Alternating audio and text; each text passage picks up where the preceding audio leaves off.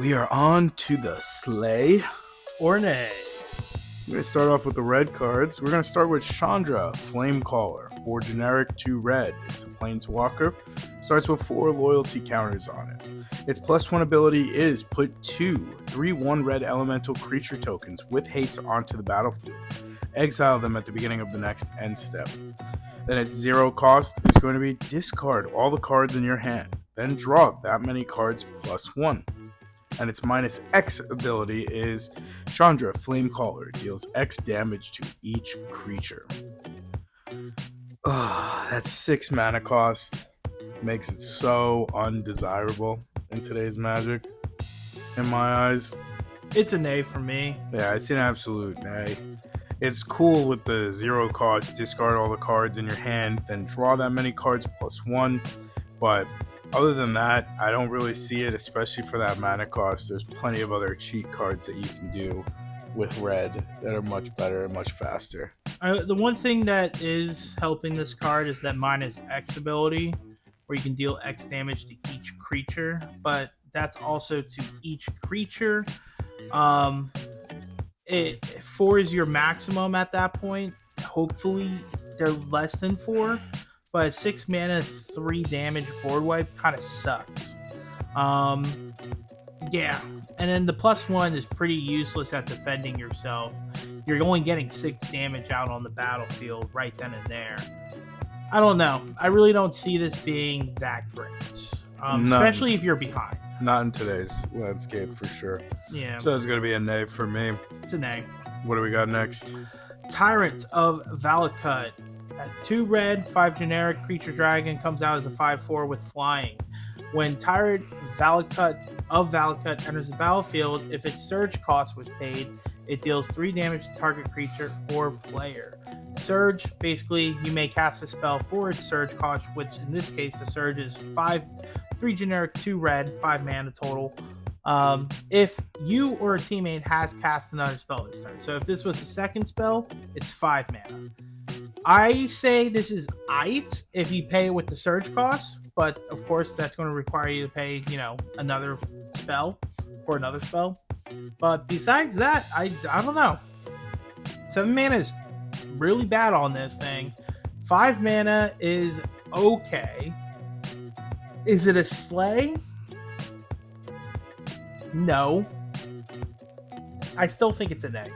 It's a nay, especially even the best opportunity is to put it in a dragon tribal deck, but there are plenty of other dragons out there in today's landscape that allow this to be put to the side. Yeah, Terror of the Peaks is 5 mana, same damage, also flying. Now it's every other creature that's entering the battlefield. Well, Terror of the Peaks is it deals damage to target creature or player, or any target, but it's to its mana cost, so it's even better because if I'm playing, if I put Terror of the Peaks out and then I put a Miram out, is it mana cost? I thought it's mana cost. It's mana cost because it's anytime a creature comes out into the field. So, or no, it's its power. You were right. It's its power. That's right. Yeah, you're right, but it's an absolute nay. What's the last one on the red one, Tom? Fall of the Titans. 2 X generic, or in this case, XX red. And you can also pay surge cost X red, which probably is more ideal. Fall of the Titan deals X damage to each of up to 2 targets and or players. I really like this, just the fact that of the surge cost. Yeah, the surge cost is what makes this playable in today's climate. Yeah, because Fall of the Titan deals X damage to each of up to 2 target creatures and or players. And if you pay the surge cost, you can possibly knock out 2 players in one go. I can see this in my Rowan Scion of War deck. Yeah, I can see it in there. Yeah, so I'm going to give this a slay. So at least we got 1 out of the reds. I'll give it a slay. Yeah, absolutely. All right, we've got green up. And of course, I made these cards so freaking small. You can zoom in. No, zooming in is for the weak. Use your eyes. Just kidding, there's so much going on here. we're going to start out with Oath of Nissa. It's 1 green mana. It's a legendary enchantment. When Oath of Nissa enters the battlefield, look at the top 3 cards of your library. You may reveal a creature, land, or planeswalker card from among them and put it into your hand. Put the rest on the bottom of your library in an order. As well as that, you may cast mana. Well, you may spend mana as though it were mana of any color to cast planeswalker spells. So in a Super Friends deck, this card is an absolute slay. It's 1 mana, and you're getting to be able to look at the top 3 cards of your library and reveal a creature, land, or planeswalker. Put it into your hand. So green's giving you that draw ability that you don't see too much unless you've got strong beefy boys up there, or girls. So I like this card a lot for that, on top of the fact that it is also mana fixing for your planeswalkers. That's why it's absolutely going in a Super Friends deck that has green in it. Any thoughts? It's 1 mana. I mean, very low to the ground. I think it's a great utility card for sure. It's a slay. Absolute slay. So I think we should take out this next one and just go to... No, I like it. Oh, okay. All right. I thought it was a good one. Fine. I think it's a great one. Talk about it then. Zendikar Resurgent. Yes, 5 generic, 2 green enchantment. Whenever you tap a land for mana, add 1 mana to your mana pool of any type that land produced. And whenever you cast a creature spell, draw a card. It's a Mirari's Wake combined with a Great Henge in a sense. Or it wouldn't be a Great Henge. It would be Beast Whisper. Yep. And so I think that's pretty good. For 7 mana, that's right around the cost that you want it to be for, double land tap and also draw for casting creatures. I think that's a fair price. 7 mana is pretty easy to get to when you're in green. I'd say it's a slay. Too high of a cost. I wouldn't. I took out Mirari's Wake, so too high for me. I wouldn't play this card. Crazy.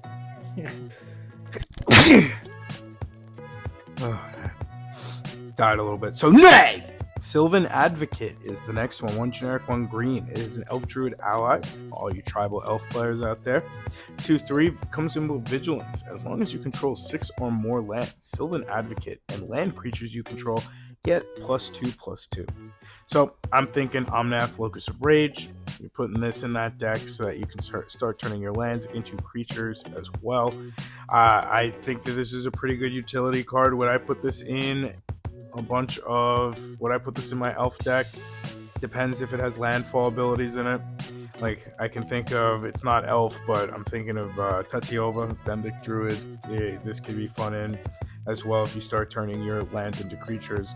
But it's kind of limited to those types of parameters or conditions. So I'm going to give it a nay. Yeah, I'm going to give it a nay too. All right. So, and then we have the last one for green. What is it? Glade Heart Calvary. 5 generic, 2 green creature, elf knight. Comes out as a 6/6, and when it enters the battlefield, supports 6. So you're going to put a +1/+1 counter of each up to 6 other target creatures.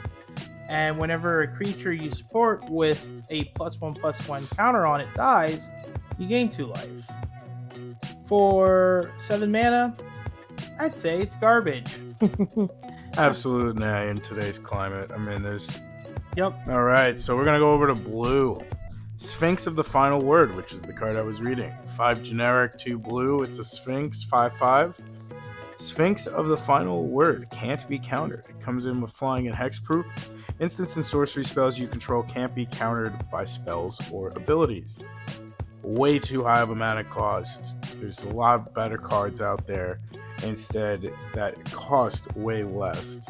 I don't like that mana cost. That 7 mana cost is a little too high.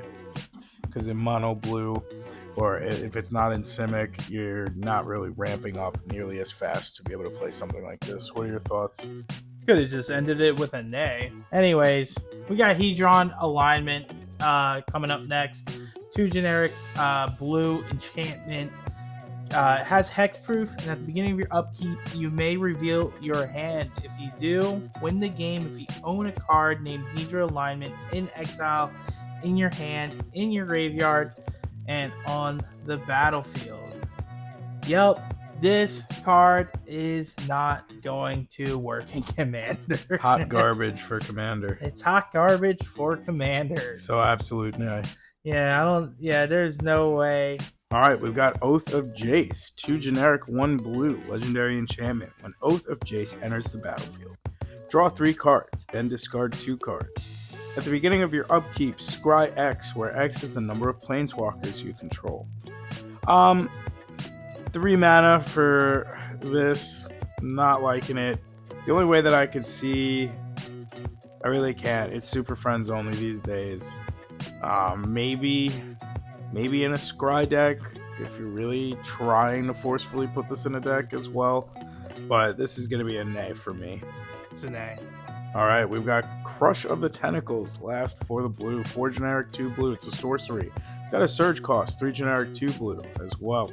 Return all non-land permanents to their owner's hands. If Crush of Tentacles surge cost was paid, put an 8/8 blue octopus creature token onto the battlefield. This is a slightly better, Rivers Rebuke?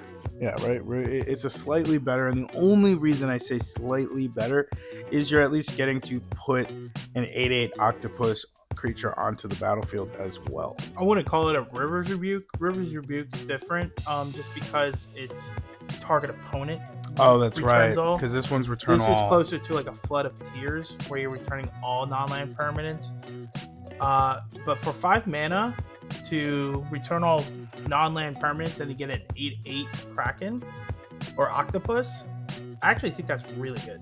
It's the only saving grace as of right now. This is, well, that it's 5 mana if you get the surge cost. 6 mana is okay. Well, you still have to technically pay 6 mana because of the fact that you have to play another spell. That's whatever. No, absolutely. I'm just saying off of that. But I'm going to say nay. I wouldn't put this in any deck. I'll give it a slay. That's perfect. I actually could find some spots for this deck, especially in some Storm decks, because chances are you're going to play a 1 mana or 0 mana cost spell.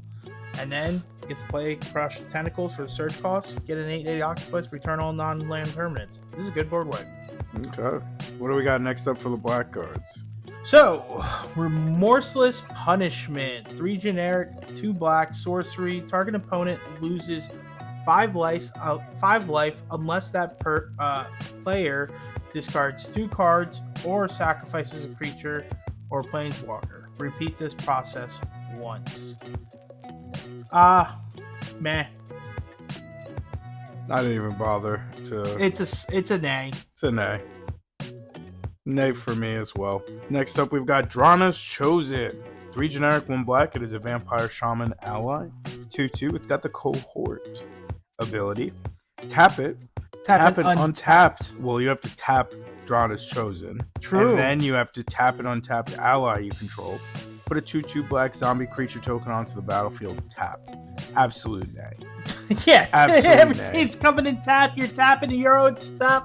You're wide open. Yeah, you need to have an ally as well. So this is now strictly for ally decks, and I have never really worked with them. So clearly they're not too powerful in today's Magic. Maybe they are. Tell me I'm an idiot. I don't understand it if it is. So absolute nay. I'm gonna do this one as well, just because of how fast we were able to say nay on that last one. Null Caller. Vampire Shaman, it is 3 generic, 1 black, 2/4 coming in. 3 generic, 1 black, exile a creature card from your graveyard, put a 2/2 black zombie creature token onto the battlefield tapped. Absolute nay. What was Wizards thinking talking about putting things in tapped onto the battlefield, especially a creature? Now I don't have a blocker. No thank you. Yeah, it's a nay. Alright, what do we got for the last one? Sifter of Skulls. I love the name on this thing. It's pretty cool. It's probably why you put it on this. 3 generic black. Creature Eldrazi has the Void.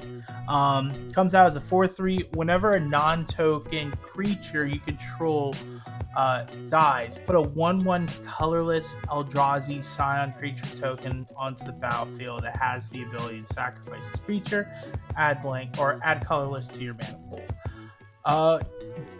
I think this is it.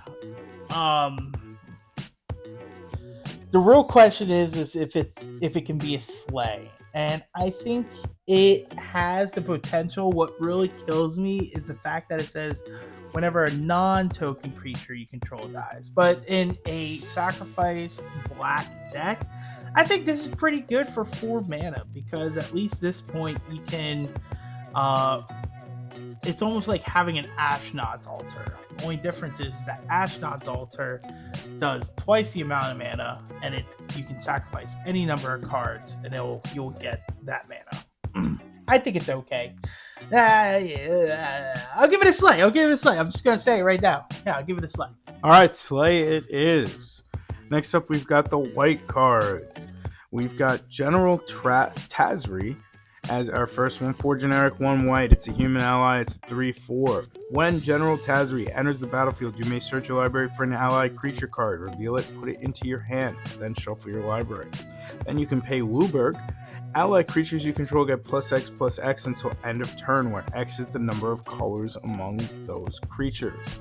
So this is pretty much where that allied tribal comes in. This is going to be the card, I'm guessing, that allows you to make an allied deck.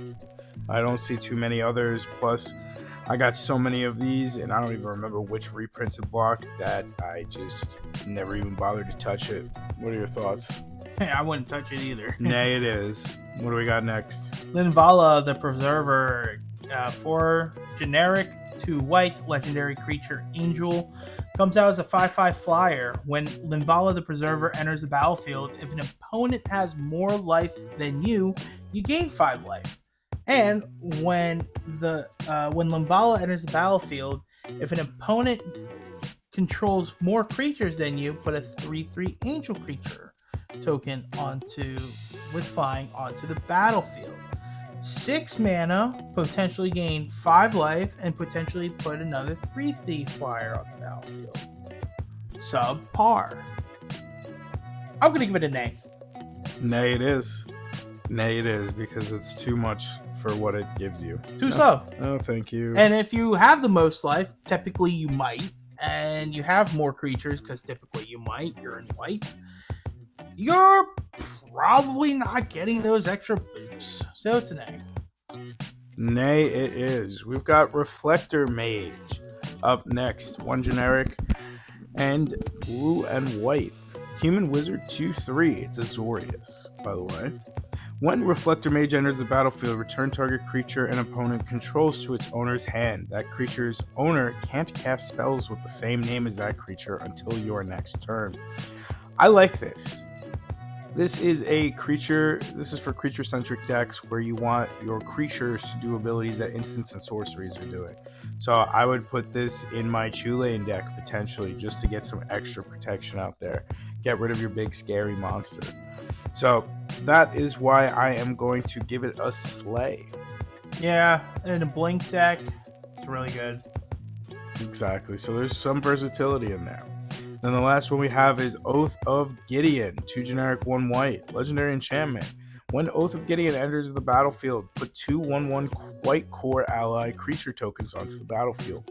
Each planeswalker you control enters the battlefield with an additional loyalty counter on it. I have this in my Atraxa Grand Unifier deck. So absolute slay when it comes to putting this in a Super Friends deck. Absolute nay if you're not putting it in a planeswalker-centric deck. Exactly. Boom. So that's going to be all the ones that we have for white. We're going to go over to the lands. Tom, what do we got for lands? All right, Seagate Wreckage. You can tap it, add generic to your mana pool, or you can pay 2 or pay 3, tap it, draw a card, activate this ability if you have no cards in hand. I'm just going to say it. It's a slay. The fact that you can draw a card, I think that's awesome. I think it is too, especially when you have no cards in hand. Yeah, it's just a nice little card to have just in case. Yeah, that little bit of cushion, as we like to call it. Mm-hmm. We have Mirror Pool up next. Comes into the battlefield tapped. Add 1 generic to your mana pool or colorless mana. Then you can tap 2 colorless and then a colorless mana on top of that, so 3 in total. Tap it, sacrifice Mirror Pool, copy target instant or sorcery spell you control. You may choose new targets for the copy. Then for 4 generic and a colorless, so 5 in total, tap it. As well, sacrifice Mirror Pool, put a token onto the battlefield that's a copy of target creature you control. This is awesome. For a land, I think it's pretty cool. For a land, just to have that little extra oomph in your back pocket, you get this for a land. Now, what do we have for the last two? Hissing Quagmire enters battlefield tap. You can tap it, add a black or a green to your mana pool, or you can pay Golgari and generic, and it becomes a 2/2 green elemental, black-green elemental creature with death touch until end of turn. It's still land. Hey, you know what? It's a 2/2 death toucher that for 3 mana. I say this could get you out of Hinge sometimes, so I think it's pretty solid. Death touching's nice. It's a slide. Absolutely. What's the last one? Ruins of Oran Reef. Comes in tapped, add a generic. You can tap it, add a generic to your mana pool, or you can tap it, put a +1/+1 counter on target colorless creature that entered the battlefield this turn. Yeah, I think this is okay when it comes to the colorless cards. If you're playing colorless, this matters. Yeah, Slay. we'll give it a slay. Slay. The lands were pretty good in this set. Yep. All right, we've got some colorless cards up next. We have Thought Not Seer. 3 generic and 1 colorless, so 4 in total. It's an Eldrazi. It's a 4/4. When Thought Not Seer enters the battlefield, target opponent reveals his or her hand. You choose a non-land card from it and exile that card. When Thought Not Seer leaves the battlefield, target opponent draws a card. I like it. In a creature-centric deck, it's a little high on the mana cost for it, but it does have a lot of utility with that. What are your thoughts?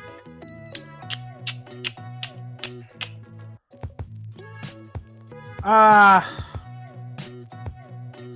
don't like it. I'm going to give it a slay, you give it an A. It's an A for me.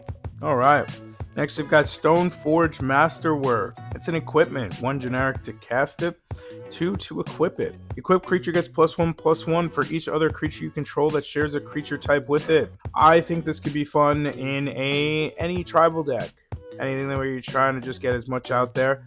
I could see this in my Goshintai deck potentially. Would I really put it in there? I'd have to want to put it in there.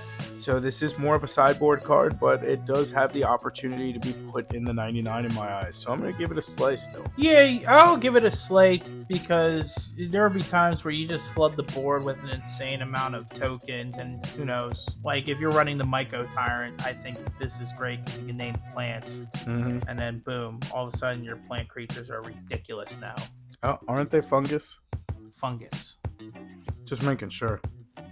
But that's going to be a slay. We've got Warden of Geometries. Eldrazi drone 4 generic to cast it. It's a 2/3 with vigilance. Tap it, add 1 colorless to your mana pool. This is a little high cost for a mana dork, but it still has the opportunity for it in an Eldrazi deck. I probably wouldn't put it in one, but maybe you guys would, or girls. Maybe you're better than me. Probably are. So it's a nay for me. What about you? It's a nay. Negatory. Walker of the Waste. 4 generic, 1 colorless. What is it, Tom? Man, I thought you were going to read right through it. All right, it's a creature Eldrazi for 5 mana, 4/4. Trample. Walker of the Waste gets +1/+1 for each land you control named Waste. Once again, works great in that colorless deck style. But what I think is cool is that it's getting a +1/+1 for each land you control. That is kind of insane because you're going to have 5 wastes at that time. It's getting +5/+5. It comes out as a 9/9 trample. I think that's a slay. It's a slay, especially in the new Eldrazi that have just come out. This would be good for it. Yep. And it's going to be expensive to get all those wastelands. Are they that expensive? I mean, I don't know if they're that expensive right now, but like Snowlands are not that cheap. That's going to be all of our Slayer Nays. This is going to be the conclusion to our episode. Next block that we are going to get into after this are the Khans of Tarkir block. We're going to start out with Khans of Tarkir and then go down the list. There are 2 more expansions after that one. So please let us know in the comments below what we missed, what you liked, what you didn't like. Call us an idiot. Anything is good enough in our eyes, as long as you have some form of retention with us. Would love to see that subscriber list go up as well. So if you could hit that like button and subscribe too, that would be really appreciated. It gives us motivation to keep doing this. We appreciate y'all. Absolutely. So as always, stay gaslit, my friends. Stay litty. See you next time.